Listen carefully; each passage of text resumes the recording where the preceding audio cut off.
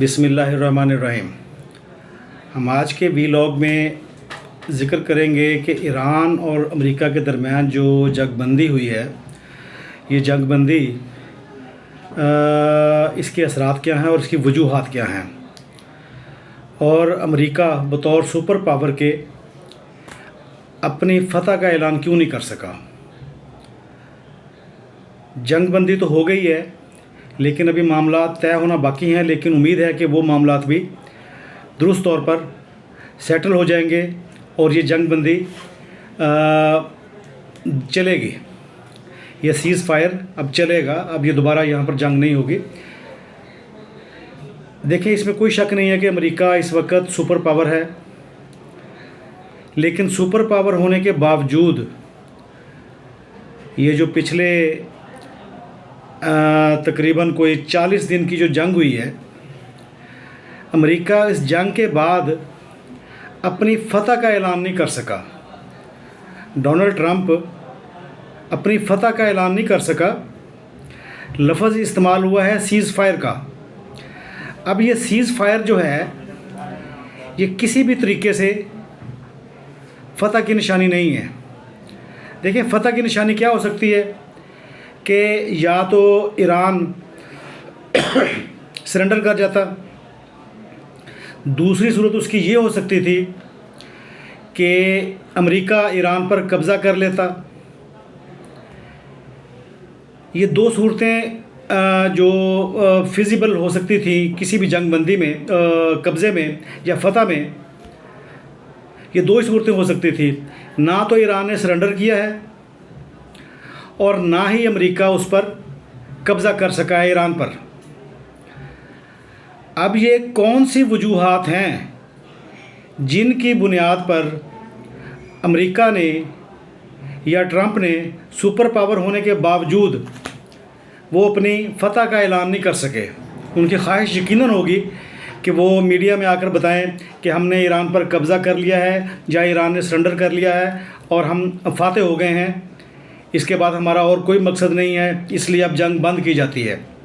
लेकिन ये seize fire हुआ है, यानी कि फ्रीकैन इस बात पर राज़ी हो गए हैं कि अब वो एक दूसरे पर मिज़ाइल फायर नहीं करेंगे, एक दूसरे पर अटैक नहीं करेंगे, हवाई हमले नहीं होंगे, एयर स्ट्राइक्स नहीं होंगी या ड्रोन अटैक्स नहीं होंगे। अब ये सीज़ फायर है। जंगबंदी को आप सीज़ फायर कहेंगे या सीज़ फायर को आप जंगबंदी कहेंगे, बहरहाल ये फ़तह नहीं है। फ़तह की जैसे हमने पहले अर्ज़ की कि दो ही सूरतें थी कि या तो ईरान सरेंडर कर जाता या अमेरिका ये ऐलान करता, ट्रंप ये ऐलान करता कि जनाब मैंने ईरान पर कब्ज़ा कर लिया है। अब ये दोनों काम नहीं हुए। अब हम देखते हैं कि वो कौन सी वजूहात हैं जिनकी बुनियाद पर ईरान पर अमेरिका अपना कब्ज़ा नहीं कर सका और अपनी फ़तह का ऐलान नहीं कर सका। सबसे पहले तो हम बात करेंगे ईरान की फ़ौजी मुज़ाहमत की। ईरान ने 39 या 40 दिन की जंग में बेहतरीन फ़ौजी मुज़ाहमत दी है।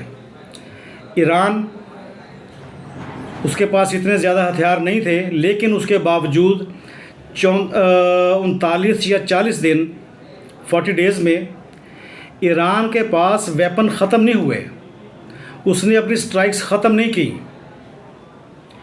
वो मुसलसल अटैक करता रहा है या अटैक का जवाब देता रहा है। आप यूँ कह सकते हैं, उसको जो मर्ज़ी आप उसको अल्फाज में हेर फेर कर लें, लेकिन हमारा मतलब ये है कि ईरान ने मुज़ाहमत की है, ईरान की फ़ौज ने मुज़ाहमत की है। ईरान ने अपने जो उसका स्टेट एरिया है, जो टेरिटरी है, उसके अंदर से कोई जगह ऐसी नहीं छोड़ी जहाँ से उसने मुज़ाहमत ना की हो। और इसके साथ साथ ईरान ने जो टेक्निकली जो हराया है या मजबूर किया है अमेरिका को सीज़ फायर पर, वो है आबनाए हुर्मुज़।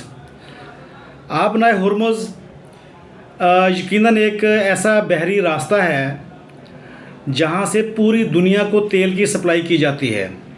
चाहे आप यूँ कह लें कि पूरी दुनिया को ना सही, कम से कम 20 या 25% जो तेल है वो सारी दुनिया में सप्लाई किया जाता है। अब उस सप्लाई को ईरान ने बहुत टेक्निकली अपने हक में इस्तेमाल किया है। खारक जजीरे पर हमला अमेरिका ने कहा, लेकिन उसके बावजूद अमेरिका स्ट्रेट ऑफ हॉर्मुज़ को खुलवा नहीं सका, वहाँ से तेल की आमदोरफ्त को शुरू नहीं करवा सका। अच्छा, जो आपने हॉर्मुज़ है,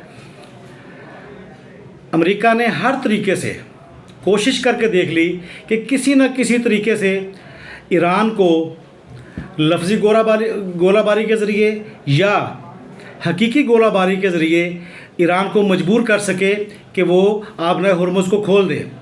लेकिन ईरान ने आबनाए हॉर्मुज़ को नहीं खोला, और ये बहुत बड़ी टेक्निकल फ़तह थी, तकनीकी फ़तह थी ईरान की, कि उसने सारी दुनिया के अवाम को मजबूर कर दिया कि वो इस जंग का तमाम तर इल्ज़ाम अमेरिका पर लगा दें, और अमेरिका इस इल्ज़ाम को बर्दाश्त नहीं कर सका।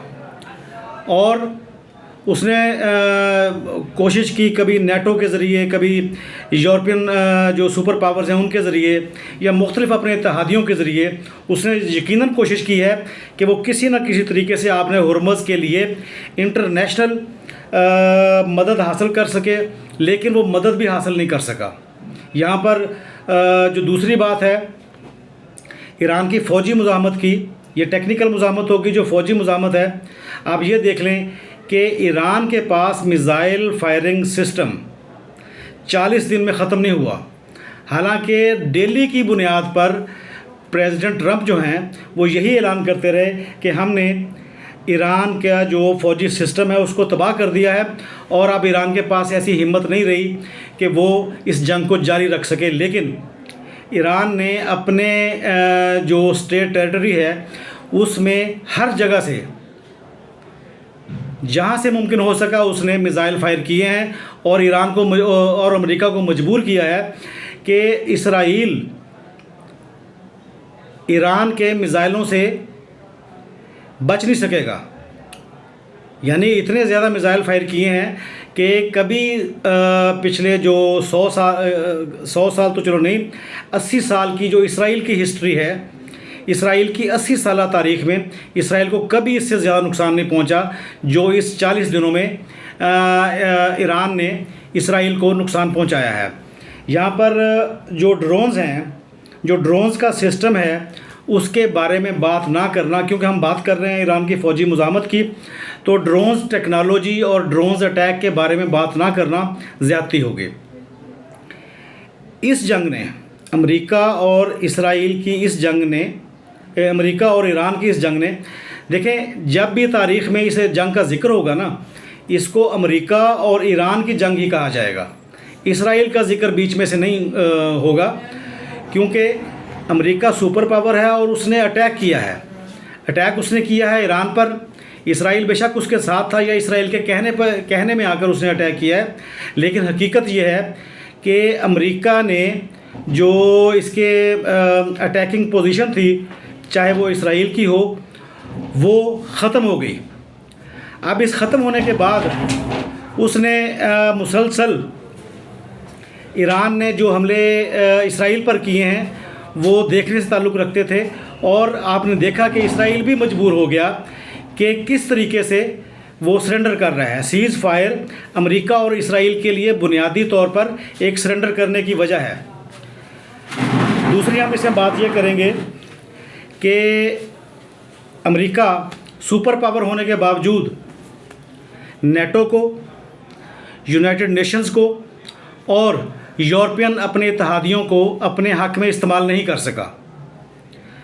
इससे पहले तारीख़ ये रही है कि जब भी अमेरिका किसी और मुल्क पर हमला करता था, जैसे अफ़गानिस्तान पर, या पिछले साल उसने ईरान पर हमला किया था, तो वो यूनाइटेड नेशंस की जो रेजोल्यूशंस हैं उनको बुनियाद बनाकर अटैक किया करता था, या इसराइल की फेवर में कोई रेजोल्यूशन निकाल कर अटैक किया करता था, या यूक्रेन की इवन उसने जो हमायत की थी वो भी अपने यूरोपियन इत्तेहादियों के साथ मिलकर की थी। ये दूसरी वजह है कि अमेरिका इस जंग में अपनी फतह का ऐलान नहीं कर सका। इसका दूसरा मतलब ये लेना चाहिए कि अगर अमेरिका अकेला लड़ेगा तो वो हमेशा और हर जगह मार खाएगा। अमेरिका कोई ऐसी सुपर पावर नहीं है जिसके सामने मुज़ाहमत ना की जा सके अगर वो अकेला लड़े तो। लेकिन अगर वो इत्तेहादियों के साथ मिलकर मुख्तलिफ़ किस्म की सैंक्शंस लगा कर ये काम करता है तो यकीनन वो दूसरे मुल्कों को ख़राब करने की पोजीशन में है। लेकिन बहरहाल इस जंग में, इस 40 दिन की जंग में अमेरिका ना तो अक़वाम मुत्तहिदा को अपने हक़ में इस्तेमाल कर सका है, ना ही नेटो को अपने हक़ में इस्तेमाल कर सका है, और ना ही यूरोपियन इत्तेहादियों को अपने हक़ में इस्तेमाल कर सका है। इससे पहले वो इन्हीं लोगों को बतौर टूल इस्तेमाल किया करता था। हालांकि बेनिफिट्स सारे अमेरिका ले जाता था, लेकिन वो इन लोगों को अपने हक़ में बतौर टूल इस्तेमाल किया करता था, और इसी बुनियाद पर वो अपने आप को सुपर पावर कहलाता है। अच्छा, तीसरी वजह जो इसमें है वो हम आपके सामने रखेंगे। वो ये है कि इस जंग में इसराइल अमेरिका के साथ था, लेकिन किसी अरब रियासत ने, ईरान के किसी पड़ोसी ने अमेरिका और इसराइल का साथ नहीं दिया। अब अमेरिका और इसराइल का साथ ना देना अरब रियासतों की तरफ से ये वाज़ेह पैगाम है कि इसराइल अरबों का दोस्त नहीं है। अगर अमेरिका ये समझता है कि इसराइल को वो महफूज बना सकता है अरबों से, तो अरब लोगों ने, अरब रियासतों ने इस बात को साबित कर दिया है इस जंग में कि इसराइल कम अज़ कम अरबों का दोस्त नहीं है। और ये भी एक तीसरी वजह है कि अमेरिका अपनी फ़तह का ऐलान नहीं कर सका। सीज़ फायर पर मजबूर हुआ है, जंग बंदी पर मजबूर हुआ है। ये अमेरिका की कोई फ़तह नहीं है, बल्कि अमेरिका हार गया है। अगर अमेरिका हार गया है तो उसको आप जो मर्ज़ी अल्फाज दे लें। ये फ़तह के जश्न में अपना पिछले 40 दिनों से हम रोज़ की बुनियाद पर डोनाल्ड ट्रंप के मुंह से ये सुनते आए हैं कि जनाब अमेरिका ये जंग जीत चुका है, 2 दिन में जंग ख़त्म हो जाएगी, 4 दिन में ख़त्म हो जाएगी, या 10 दिन में, या 1 हफ़्ते में। ये जंग ख़त्म नहीं हुई और ईरान ने अपनी मुज़ाहमत जारी रखी, और इसीलिए अमेरिका अपनी फ़तह का ऐलान नहीं कर सका। अच्छा, इसमें जो जैसे हमने पहले अर्ज़ की, ये मुख्तलिफ़ वजूहात हैं। ये 6 वजूहात हमारे ज़हन में आती हैं। इन 6 वजूहात की बुनियाद पर अमेरिका इस जंग में अपनी फ़तह का ऐलान नहीं कर सका। अच्छा, तीसरी वजह जो इसमें है वो ये है कि अमेरिकी अवाम ने भी डोनाल्ड ट्रंप के इस फ़ैसले को मुस्तरद कर दिया। डोनाल्ड ट्रंप के इस फ़ैसले को मुस्तरद कर दिया, और अमेरिकी अवाम का जनरल व्यू ये है कि ये जंग अमेरिका की नहीं है बल्कि इसराइल की है। अगर ये जंग इसराइल की है तो अमेरिकी अवाम अपने बच्चों की कुर्बानी क्यों दें? अमेरिका अगर एक सुपर पावर है और वो इसराइल के लिए जंग लड़े और अपने बच्चों को या अमेरिकी बच्चों को मरवाए, या अमेरिकन टैक्स पेयर्स का पैसा इस जंग में ख़र्च करे बग़ैर किसी वजह के, बग़ैर किसी मफाद के, तो इसका मतलब ये है कि अमेरिकी अवाम ने इस बात को दुरुस्त तौर पर पॉइंट आउट किया है। और नो किंग्स मूवमेंट के ज़रिए अगर ज़्यादा नहीं तो पता नहीं कितने मिलियंस लोगों ने एहतजाज करके अपना पैगाम ट्रंप तक और अमेरिकी हुकूमत तक पहुंचाया है।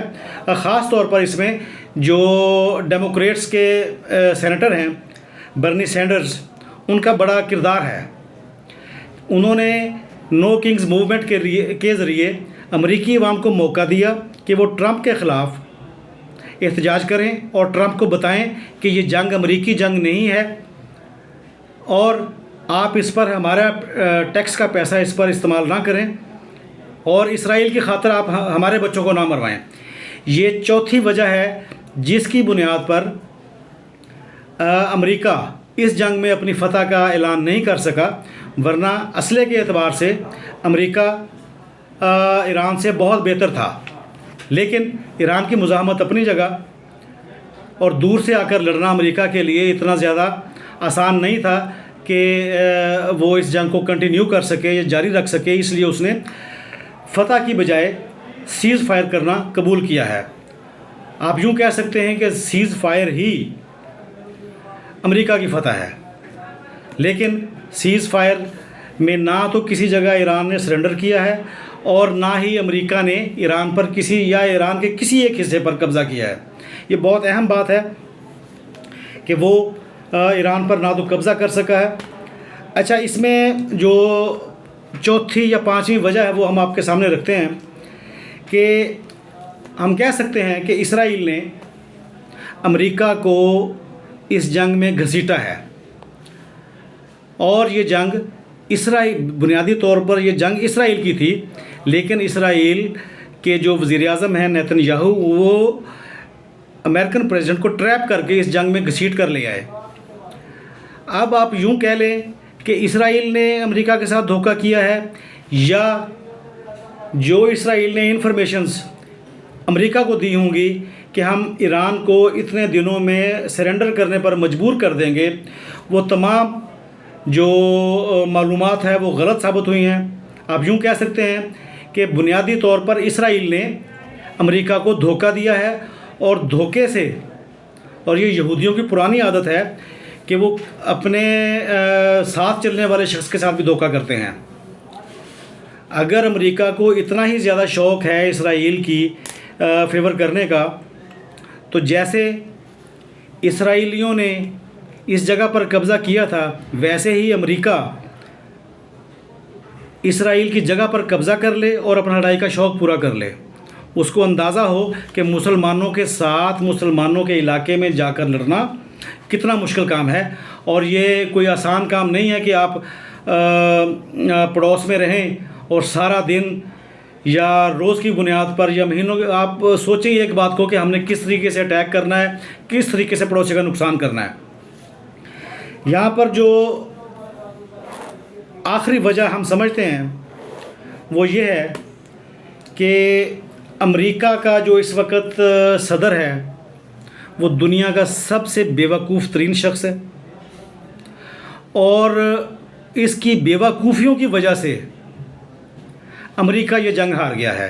ये गैर ज़रूरी जंग थी, ये अमेरिका की जंग नहीं थी, लेकिन अमेरिकी सदर ने अपने आप को वन मैन शो, जमहूरियत है, जमहूरियत में ऐसा होना नहीं चाहिए था, लेकिन अमेरिकन प्रेसिडेंट ने, ट्रंप ने अपने आप को वन मैन शो के असूल के मुताबिक कि जनाब मैंने सारे फ़ैसले करने हैं, इस जंग में झोंक दिया।